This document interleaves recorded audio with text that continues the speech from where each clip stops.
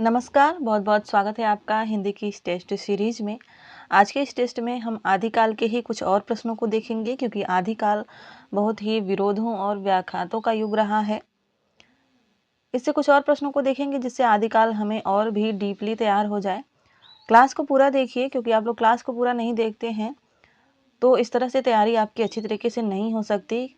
क्या पता आगे की क्लासेस में या आगे उस क्लास में कुछ ऐसे महत्वपूर्ण प्रश्नों को बताया गया हो जो आप नहीं जानते हो। इसलिए क्लास को पूरा देखिए और अपनी तैयारी मेहनत से कीजिए, ईमानदारी से कीजिए। चलिए देखते हैं पहला प्रश्न। मैं इसको थोड़ा सा जूम कर देती हूँ ताकि आपको अच्छी तरीके से दिखाई दे। पहला प्रश्न है, हिंदी में इतिहास लेखन की विधेयवादी पद्धति के प्रथम प्रयोक्ता कौन है? आचार्य रामचंद्र शुक्ल, डॉक्टर नगेंद्र, शिव सिंह सेंगर या हजारी प्रसाद द्विवेदी? हिंदी में इतिहास लेखन की विधेयवादी पद्धति के प्रथम प्रयोक्ता कौन है आपको बताना है।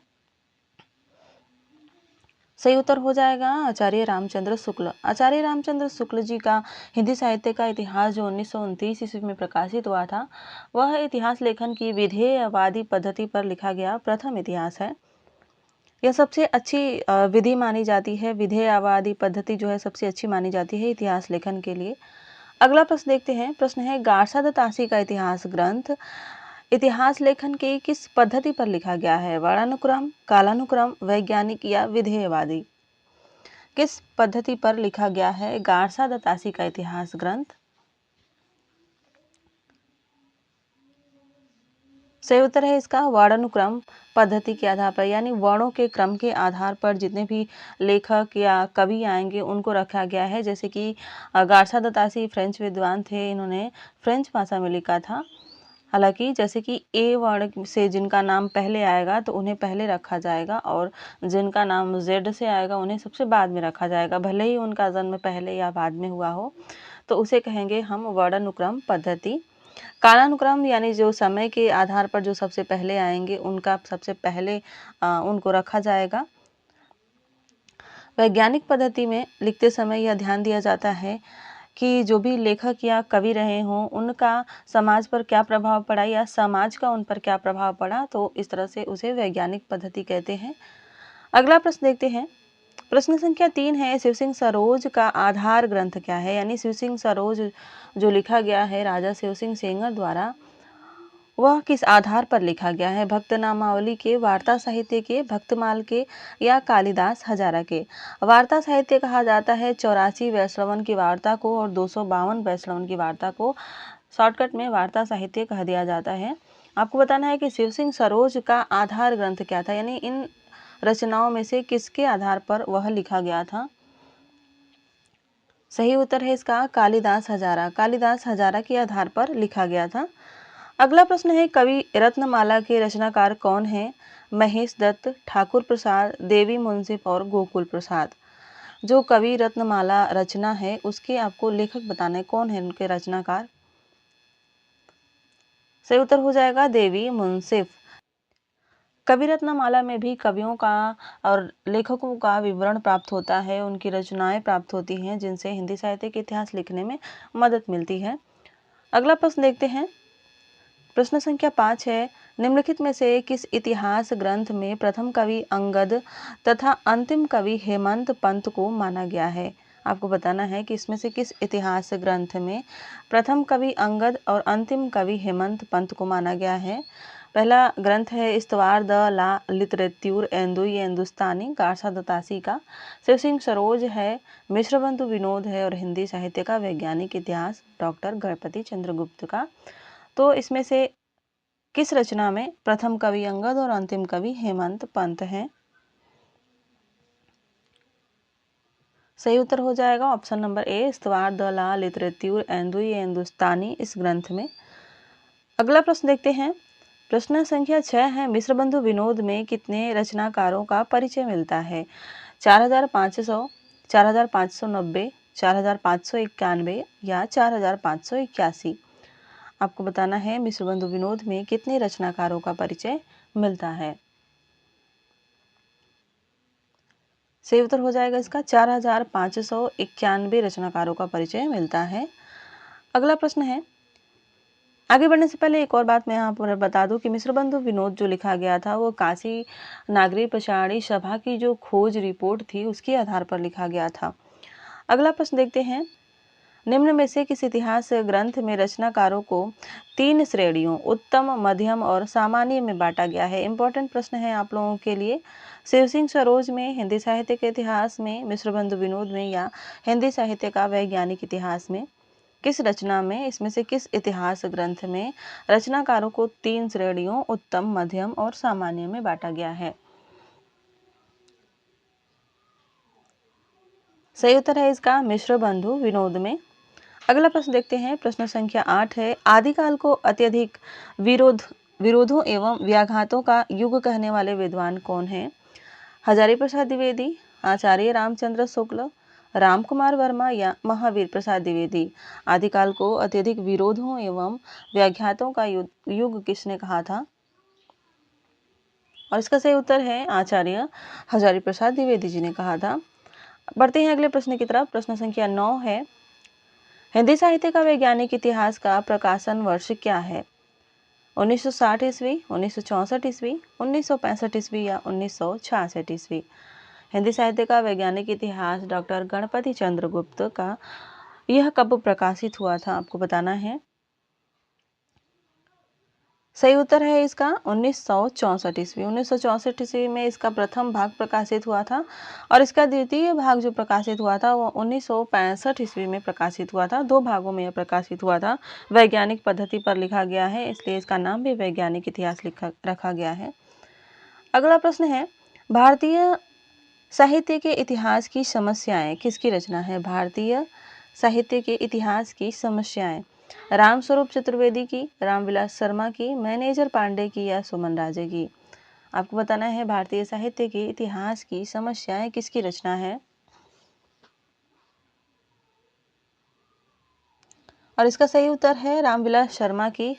रामविलास शर्मा की है सन 1987 ईस्वी में प्रकाशित हुई थी। अगला प्रश्न देखते हैं, प्रश्न संख्या 11 है, हिंदी साहित्य का वृहद इतिहास भाग 4 भक्ति काल निर्गुण भक्ति के संपादक कौन थे? राजबली पांडे, विजेंद्र स्नातक, परशुराम चतुर्वेदी या डॉक्टर नगेंद्र।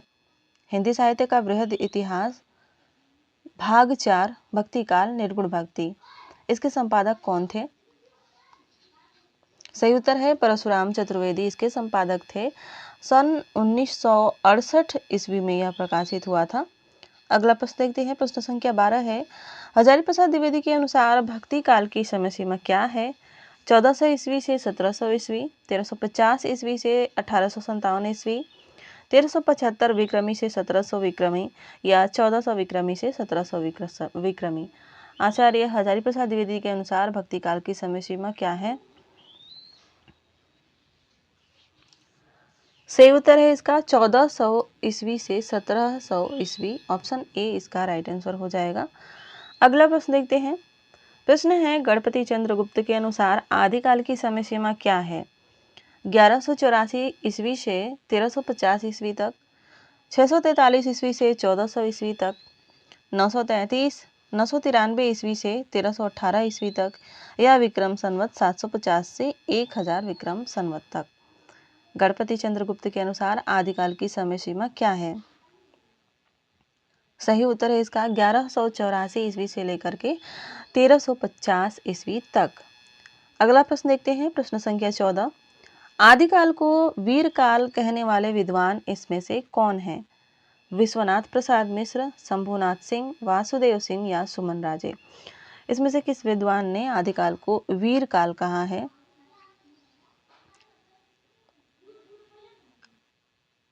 सही उत्तर है विश्वनाथ प्रसाद मिश्र ने, इन्होंने वीरकाल कहा है। हालांकि श्याम सुंदर दास ने भी वीरकाल कहा है, इसको भी ध्यान दीजिएगा। वासुदेव सिंह ने कहा है उद्भव काल और शंभुनाथ सिंह ने कहा है प्राचीन काल। अगला प्रश्न देखते हैं, प्रश्न संख्या 15 है, आदिकाल को अनिर्दिष्ट लोक प्रवृत्ति का युग किसने कहा है? रामचंद्र शुक्ल ने, हजारी प्रसाद द्विवेदी ने, डॉक्टर नगेंद्र ने या गुलेरी जी ने। आदिकाल को अनिर्दिष्ट लोक प्रवृत्ति का युग किसने कहा है? सही उत्तर है आचार्य रामचंद्र शुक्ल जी ने। अगर आप इस क्लास पर पहली बार आए हो, यानी यह क्लास आप पहली बार देख रहे हैं, इस चैनल पर पहली बार आए हैं और हिंदी साहित्य के विद्यार्थी हैं, हिंदी साहित्य से किसी भी परीक्षा की तैयारी कर रहे हैं, तो चैनल से ज़रूर जुड़िएगा। चैनल को सब्सक्राइब करने के बाद बेल आइकन ज़रूर दबा लीजिए, क्योंकि उससे आप लोगों को नोटिफिकेशन मिल जाएगी। इसको मैं थोड़ा छोटा करती हूँ ताकि ये अच्छी तरीके से, पूरी तरीके से दिखाई दे। प्रश्न है, जो जनता तत्कालीन नरेशों की स्वेच्छाचारिता, पराजय या पतन से त्रस्त होकर निराशावाद के गर्त में गिरी हुई थी, उसके लिए इन सिद्धों की वाणी ने संजीवनी बूटी का कार्य किया। यह कथन जो है किस विद्वान का है? रामचंद्र शुक्ल का, हजारी प्रसाद द्विवेदी का, रामस्वरूप चतुर्वेदी जी का या बच्चन सिंह का? किसका कथन है? यह बहुत ही महत्वपूर्ण कथन है और परीक्षाओं में पूछा भी जाता है। सही उत्तर हो जाएगा इसका हजारी प्रसाद द्विवेदी जी, इनका कथन है यह, बहुत ही महत्वपूर्ण कथन है। इसको आप लोग कहीं पर नोट कर लीजिएगा। बढ़ते हैं अगले प्रश्न की तरफ। अगला प्रश्न है, डाकिनी वज्रगीति किसकी रचना है? आपको बताना है डाकिनी वज्रगीति किसकी रचना है? सरहपा की, लोईपा की, कन्हपा की या सबरपा की? जो डाकिनी वज्रगीति है रचना, यह किसकी रचना है? सही उत्तर है इसका सरहपा। डाकिनी वज्रगीति जो है सरहपा की रचना है। इनकी अन्य रचनाओं की बात करें तो वो मुख्यतः हुए हैं दोहा कोश, दोहा कोश गीति आती है, दोहा कोश चर्या गीति आती है, काम कोश अमृत वज्र गीति आती है और डाकिनी गीति तो है ही। तो ये जो है सरहपा की बहुत ही महत्वपूर्ण रचनाएं हैं, इनको याद करिएगा। इनके बारे में एक महत्वपूर्ण कथन है जो बार बार पूछा जाता है डॉक्टर बच्चन सिंह का। ये कहते हैं कि आक्रोश की भाषा का पहला प्रयोग सरहपा में ही दिखाई देता है। यह कथन भी परीक्षाओं में बार बार पूछा जाता है, डॉक्टर बच्चन सिंह का है, तो इसको भी आप लोग लिख लीजिएगा, याद करिएगा। अगला प्रश्न देखते हैं। अगला प्रश्न है, लोईपा के गुरु का नाम क्या था? सरहपा था, सबरपा था, कन्हपा था या विरूपा था? लोईपा के गुरु का क्या नाम था? सही उत्तर है सबरपा। लोईपा के गुरु थे सबरपा। इनका समय 773 ईस्वी के आसपास माना जाता है। यह भी आप लोग नोट करिएगा, क्योंकि कभी कभी समय भी पूछ लिया जाता है परीक्षाओं में। तो इनका समय था 773 ईस्वी के आसपास। अगला प्रश्न देखते हैं। प्रश्न संख्या 19 है, चर्या चर्या विनिश्चय किसकी रचना है? सबरपा की, लोईपा की, कन्हपा की या सरहपा की? चर्या चर्या विनिश्चय किसकी रचना है? सही उत्तर है इसका कन्हपा। कन्हपा की रचना है चर्या चर्या विनिश्चय। 84 सिद्धों में सबसे ज्यादा रचनाएं करने वाले विद्वान हैं कन्हपा। इन्होंने कुल 74 रचनाएं की हैं। इनकी अन्य रचनाएं हैं चर्या चर्या विनिश्चय और कन्हपाद गीतिका। तो कन्हपाद गीतिका में नाम भी आता है, तो यह पहचान ली जाती है। चर्या चर्या विनिश्चय पूछा जाता है। वर्ण विषय की बात करें तो इसमें दार्शनिकता और रहस्यवादिता मिलती है इनकी रचनाओं में। कन्हपा का नाम कृष्णपा भी आता है, इसको भी आप लोग ध्यान दीजिएगा। इनका समय जो है 820 ईस्वी के लगभग माना जाता है। ठीक है, अगला प्रश्न देखते हैं। प्रश्न संख्या 20 है, नाथ साहित्य की प्रमुख विशेषता इसमें से कौन सी नहीं है? मनोविकारों की निंदा, मानवीय मूल्यों पर बल, मूर्ति पूजा का समर्थन और हठ योग साधना प्रणाली। नाथ साहित्य की विशेषता इसमें से कौन सी नहीं है, आपसे पूछा गया है। और इसका सही उत्तर है मूर्ति पूजा का समर्थन। मूर्ति पूजा का विरोध करते थे नाथ साहित्य के जितने भी विद्वान हुए हैं। अगला प्रश्न देखते हैं। प्रश्न संख्या 21 है, गोरखनाथ का जन्म स्थान कहाँ है? गोरखपुर, कांगड़ा पंजाब, दक्षिण भारत या उत्तर भारत? गोरखनाथ का जन्म कहाँ पर हुआ था? सही उत्तर हो जाएगा यह कांगड़ा पंजाब में हुआ था इनका जन्म। अगला प्रश्न, प्रश्न संख्या 22 है, हिंदी का प्रथम जय काव्य यानी जीत काव्य किसे कहा जाता है? खुमान रासों को, बिशल देव रासों को, परमाल रासों को या हमीर रासों को? हिंदी का प्रथम जय काव्य यानी जीत काव्य किसे कहा जाता है? और इसका सही उत्तर है option number A, Khuman Raso. इसको कहा जाता है हिंदी का जय काव्य, जीत काव्य।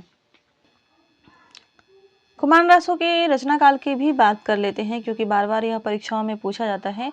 खुमान रासो का रचना काल 9वीं शताब्दी है। आचार्य रामचंद्र शुक्ल के अनुसार इसके रचनाकार दलपति विजय हैं। अगला प्रश्न देखते हैं। अगला प्रश्न है, बीसल देव रासों में छंदों की संख्या कितनी है?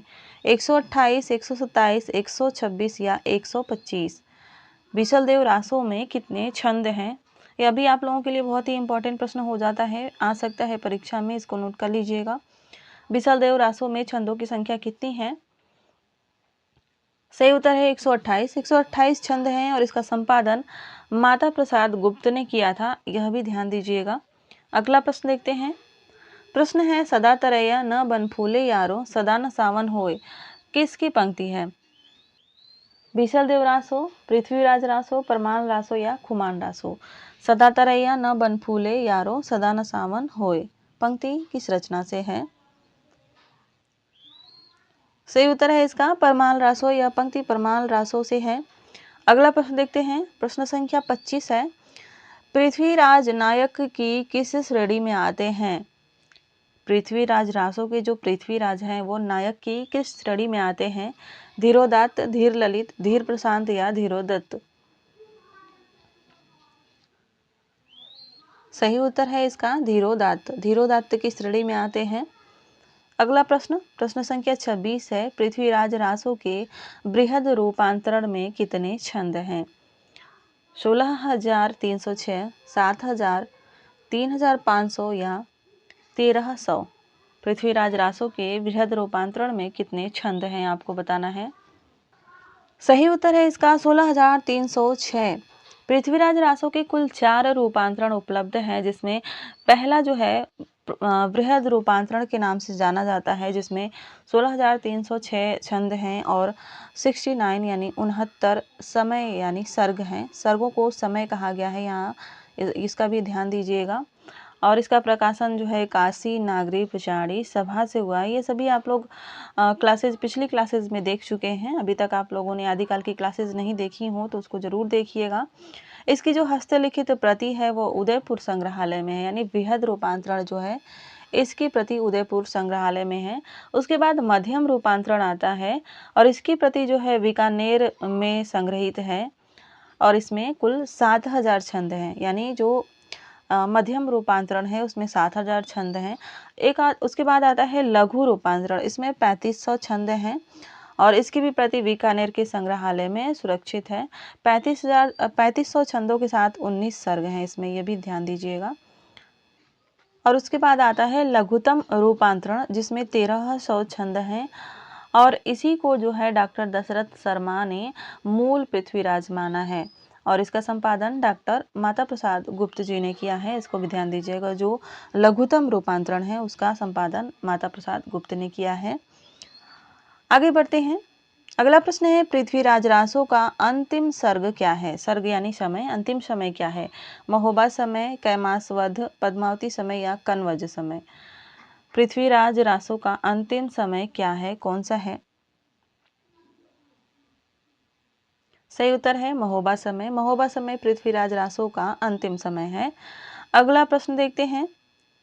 प्रश्न संख्या 28 है। पृथ्वीराज रासो का प्रथम सर्ग क्या है? प्रथम समय यानी प्रथम सर्ग यानी प्रथम समय कौन सा है? दासम समय, कनवज समय, पद्मावती समय या आदि पर्व समय।